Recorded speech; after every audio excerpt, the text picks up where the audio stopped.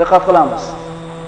Upa-ellik atir upa sotadigan odamlar bo'lsa yoki olib berayotgan odamlar bo'lsa, ayollariga Payg'ambarimiz sollallohu alayhi vasallamdan keltirilgan hadis, Fathul Borida keltirilgan bu hadis, qaysi bir ayol o'zini xushbo'ylab, atir sepib, hidini xushbo'y qilib, bir qavmda oldidan o'tib, ular hidlashlik uchun oldidan o'tar ekan, bu ayol zinokor dedi. Atir upani eri uchun qilish kerak ayol kishi.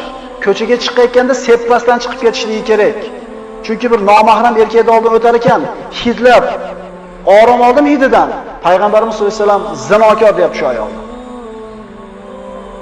Ajib, bizda uyida chachmaydi.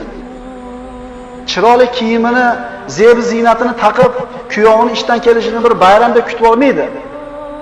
Aksincha ko'chaga chiqib ketayotganda haligi narsalarni kiyadi yoki haligi narsalarni ustiga sepadi.